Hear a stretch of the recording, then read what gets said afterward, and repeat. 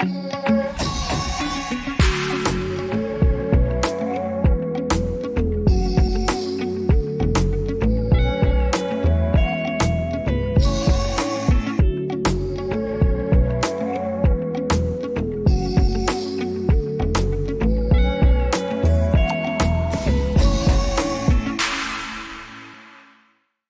everybody, welcome to SAMA, Seattle Circuit Music and Art. I'm Derek Mazzoni.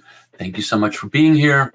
We are listening to and celebrating music from all over the world here on SAMA, and specifically looking to and focusing on music of artists who create really powerful, intentional music that creates a almost like a transcendent state, whether it's through vocals or it's through instrumentation.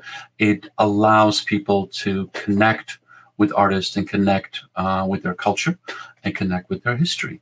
Obviously, we have been following the news coming out of Kabul, coming out of Afghanistan over the last couple of weeks with broken hearts and stress and a sense of apprehension, obviously. I've been playing music from Afghanistan for over half my life on various radio shows, and specifically at KXP on my show Wopop. And as soon as this the pullout happened and all the insanity started, I dedicated my show just last week to music from all over Afghanistan. And that covers everything from up-and-coming hip-hop artists, electronic artists, to traditional artists. And the on the traditional spectrum, I've been playing various artists such as Muhammad Omar and others that play an instrument called Rabab, or Rubab, which is kind of a short-necked lute, which is the instrument of Afghanistan. It's incredibly powerful. It has so much emotion, and it was the perfect instrument to kind of present an aspect of Afghanistan that most people wouldn't get as you're hearing news and seeing these videos. The texture, the subtlety, the humanity of what's going on gets lost on people. And there's something about this instrument and players of the instrument that connects people in a way that very few instruments are able to do. So today, I have a phenomenal Rabab player who's joined by a phenomenal tabla player who I've been playing for a while on KXP. I've been playing his record, Mountain Melodies, for a bit, and I want to introduce you right now. We're going to hear some music because I could go on talking. This is Quraishi, and this is and with Mir. Welcome. Thank you for being here. Can you hear me? Thank you, Derek. Thanks for having us. It's my pleasure. Thanks for being available and such short notice. Obviously, with what's happening in your home is it takes up a lot of mind space and heart space. So I appreciate you actually taking the time, sharing your music, and sharing a bit of your story. And Quraishi, please tell me a bit like how are you feeling when you're seeing what's happening in at home right now? I'm in Kabul, and I know that you've spent time there. You've been on television there. You've been on these shows. You have a really interesting history there. You came to the States in '83, but it's not like you came and left and it's like, okay, I'm done. I'm here. You have a relationship with Afghanistan and Kabul. You're an artist that's creating music which is resonant with Kabul. Tell me how this has been going for you. First of all, thank you for your attention and your effort for Afghan music and culture, specifically music and Rabab. At this very crucial time that Afghanistan is going through through another unknown time. It could be a dark time for music. So I appreciate your attention. When I see the news on TV, one of the things is some of these news are fake, some of them are true. What I say by fake, the speeches of politicians, that they come up, they saying totally something which is not true. For example, Mr. Biden said that he didn't know what's going to happen in Afghanistan, but this was coordinated between Afghanistan and Pakistan and United States and Pakistan. The situation was going on like this for the past years, a few years, and it just came for the fruition at this time. So it's not being honest with American people that he knew exactly what was going on to create all these, and they would. I'm very sure that they would know this chaotic situation would take place in Kabul. So they know what was going on. They should have been a little bit more prepared, not to embarrass Afghans repeatedly. So this was another embarrassment for Afghan people. You know, when in a war situation, it's not only Afghanistan. If you any human being in any country, if they are in such a circumstances, they will be trying to get out of there or do something. But to show that on the TV every day and to show the desperation of Afghan people, it's very embarrassing. It just it's like hurt my feeling, and I hope even now I hope they do something to ease the situation there. I understand. Thank you for sharing that. As a musician and as somebody who expresses yourself through your instrument, and that instrument is very expressive, I'm eager to hear how you have transmutated these sets of emotions and sharing with us if you can. Can you also introduce Mir, please? Your friend and tabla player.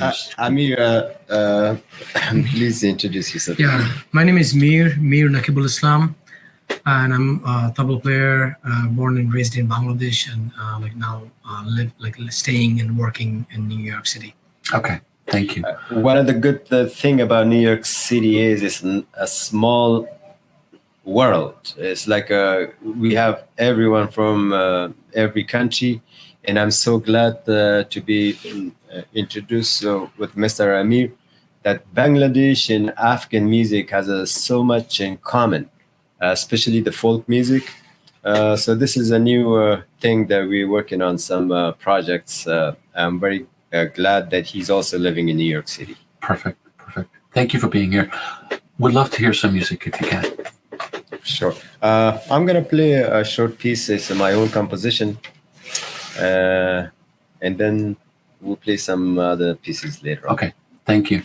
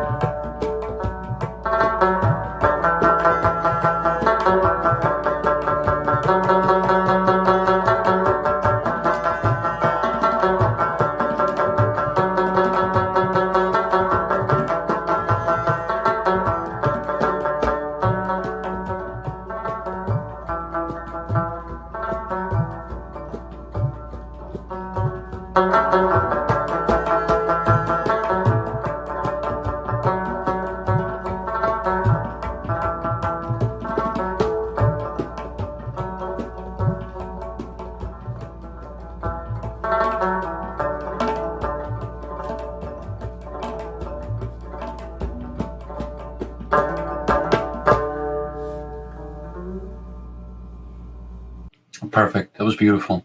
Thank you, Quraishi. Thank you, Mir, very much. Thanks. Tell me a bit about your story with the rubab, and also what role does that instrument play in Afghan culture and Afghan history?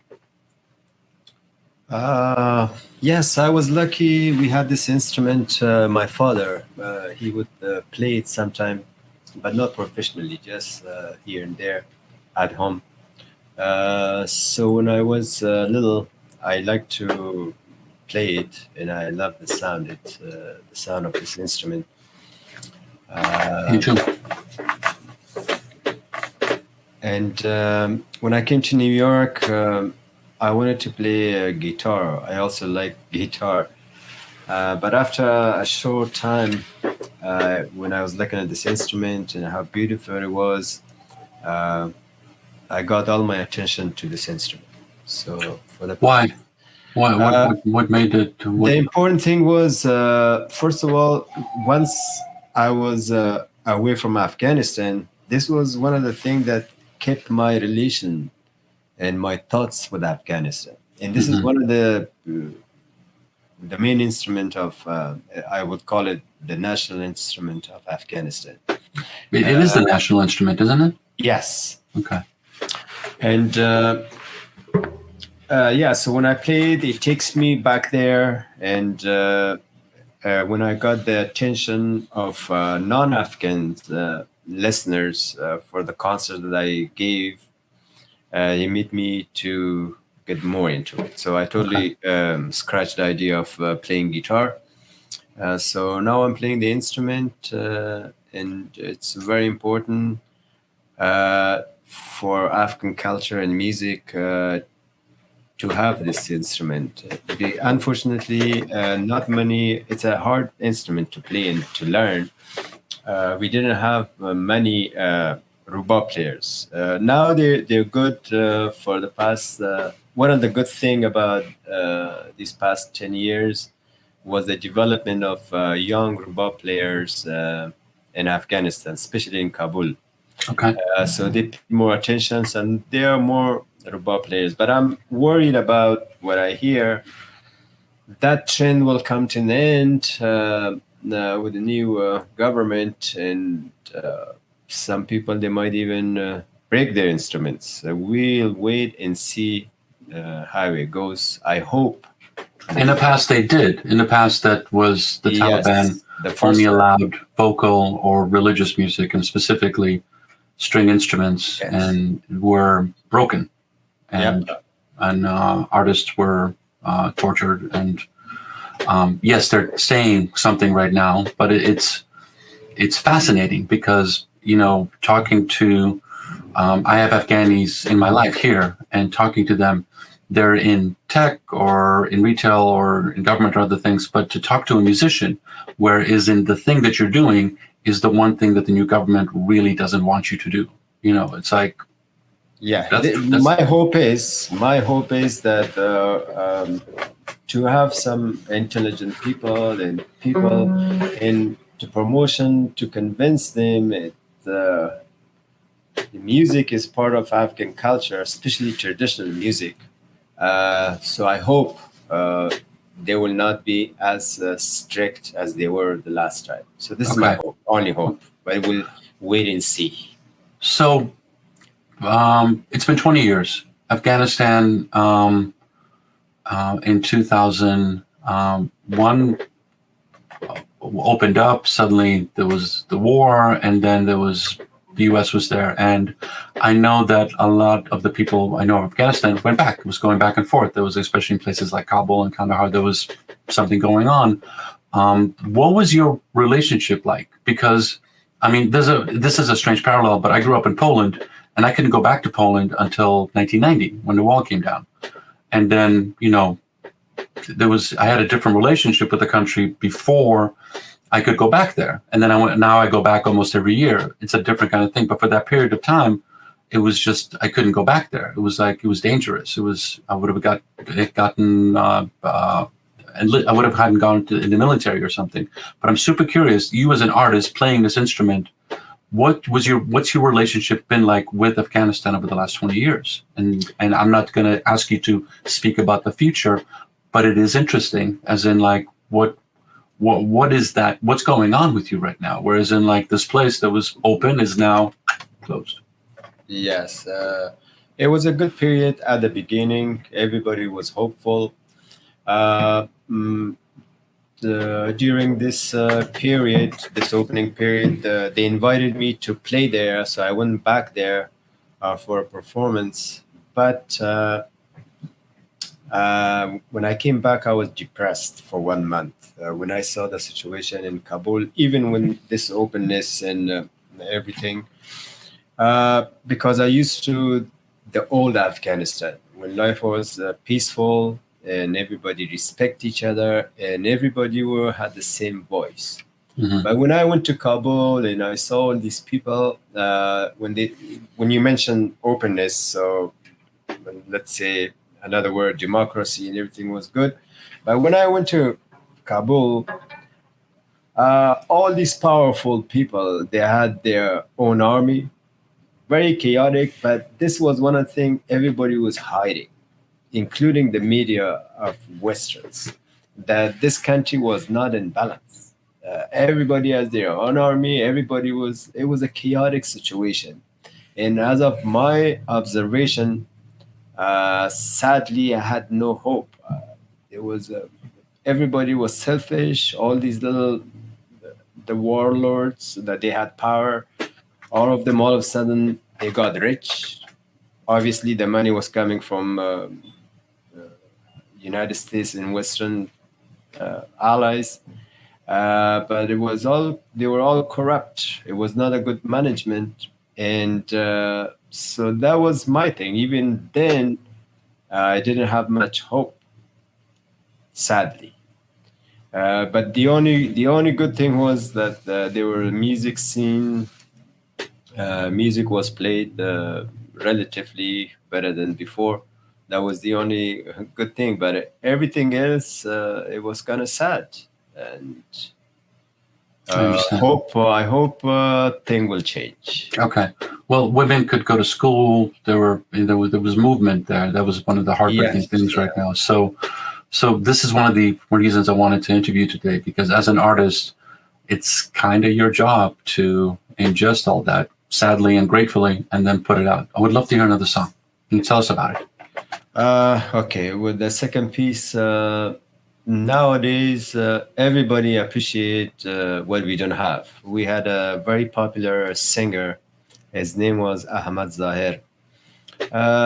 Everybody loves his music, and including myself. So lately, here and there, when I give concerts, I play music from all parts of Afghanistan, because they're different, like in the north, south, east, west, and central.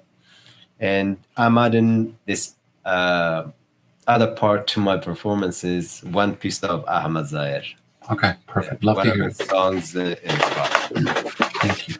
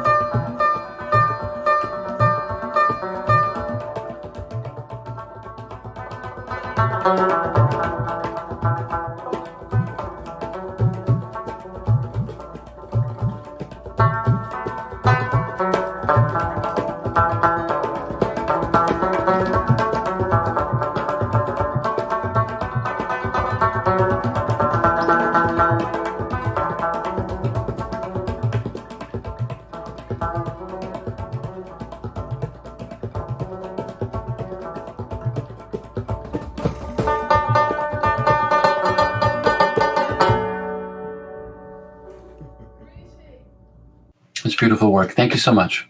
Thank you. So many questions to ask, but I'll start with the one that's top of mind. Obviously, we're seeing what's happening in Kabul, and we're seeing a lot of people leaving, and we're all immigrants in this group, and we know that immigrants change the nature of a place once they come in, always for the better, literally always for the better. We're going to get more Afghani people living here, and there's already, in Virginia and New York and California. I would love for you to share something about Afghan culture and cuisine, or anything that people, usually it always starts with food. You're like, wow, I never heard this before, but this is really tasty. What can people learn? What can we possibly know about our neighbors that are coming? Yes, there will be a variety of things when they come here. First of all, I would expect Afghan communities and Afghan immigrants that they are here already to have to awaken, so be awake and try to help them to get them get adjusted to this culture now. As long as they are within the Afghan community and culture, I am sure that they would be comfortable.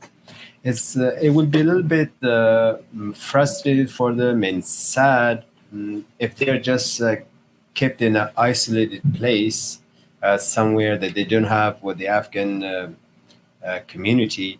So they're already in a state of shock when they're just put in a strange place. It would be more difficult for them. As far as the restaurants, there are not many restaurants in any city, but except where the Afghan population living there, very nice restaurants. So as soon as they come, that's a easy thing. In a short time, they'll find out the good food. Okay. So yeah, that's my wish, that I will do my part as much as I can. In New York, there's a small community in Westchester, a little bit north of New York City. There are some people, they're doing a wonderful job making them feel like they're home. Okay. They invited me once there, I performed for them. And anything as far as I can do within music and any other help, I would be glad to. And usually I'm kind of just into my music and what I do, but this is my duty now. Yeah. I'm going to be in contact with some close associates to try to help them, to make them feel like they're home. Okay. Are you teaching? Yes. Okay. And you're doing film work? Sometimes all these things, as you know, for the past 2 years, has been kind of non-existing. But the music and my other projects, this was the time that gave me a little room to pursue my other projects. My singing, I recording a few songs, and I composed many songs. in Pashto and Farsi languages. Okay. So I'm going to be continuing to do that. So you're working. You're putting stuff out. You're creating. Yes. Creating, but as far as the film and all these other concerts goes, it's been a little bit slow. Okay. But things are moving on. We're in a pandemic. Yes, and one other thing I should mention, I'll give you the more details later on. September the 11th and the 12th, I'll be part of American Folk Music Festival in North Carolina. Okay. And the other project during this pandemic was one of the Rothko project, the famous painter, which was done by my friend Susan Galbraith, which was filmed at the Phillips collection in Washington, D.C. Oh. The thing was, I went there looking at his painting, creating music, and for the first time, we had an opera singer that she would sing with Rabab, which was very interesting and something new. And I created this music just by looking at those paintings, and it will be coming out soon. Okay, look forward to that. Let's hear some more music. Quraishi, this is great. Thank you. Okay. Amir, thank you very much. Thanks for joining. Thanks for accompanying.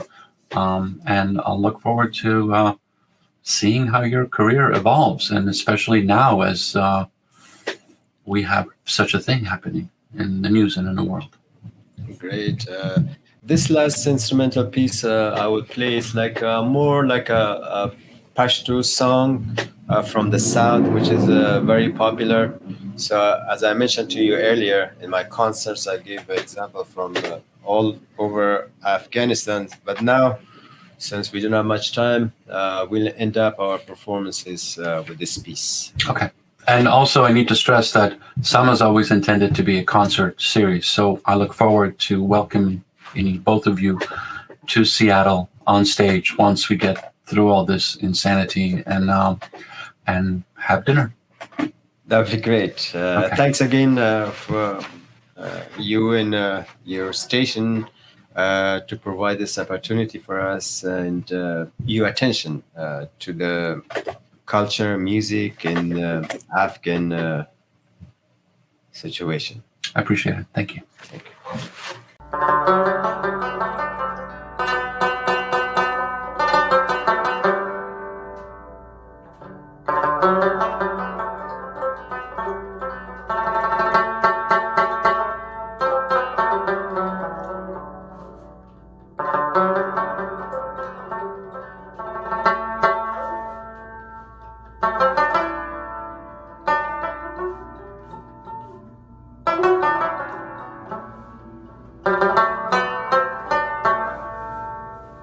We're gonna scratch this. I'm gonna do it one more time. Sure, no problem.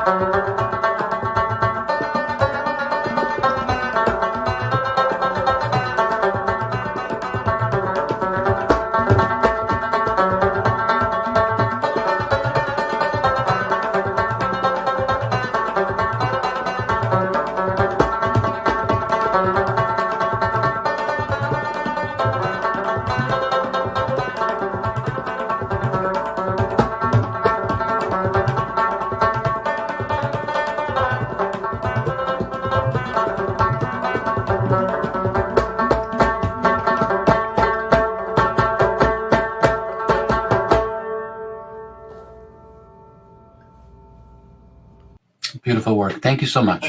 Thank you. By the way, this was just a kind of improvisation. First time that we played this piece, so it was fun. Awesome, beautiful. Look forward to seeing it live one day. Great. Make that work. We'll let people know about your event on September 11th in North Carolina. Amir, do you have anything going on that we should know? Yes, I have a few concerts lined up. So September 4th, I'm playing in Long Island, and then September 5th, I have another concert in Long Island.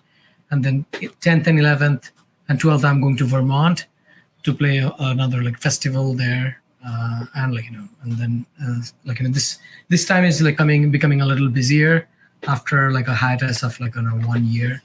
Obviously. So I'm glad like this live music is coming back. And I would like to mention that today, it is the first time I met Quraishi. So Really? the best way to connect is through music. Yeah. I love it. Thank you. Once again, thank you for being part of Sama. Thank you for sharing your story, your immigrant story. Thank you for your story about Afghanistan. Thank you. It's been beautiful. It's just it's exactly what I wanted to happen. It's just somebody who has a relationship at the heart and the soul level with what's going on, being able to share that and present that such beautifully through music, through your instrument. Thank you for being here, and thank you one and all for being part of Sama, Seattle Circuit Music and Art. We will see you soon. Be well and be safe. Great. Thank you. And thank you, Nakibul Islam. So it's a wonderful presentation. Thank you.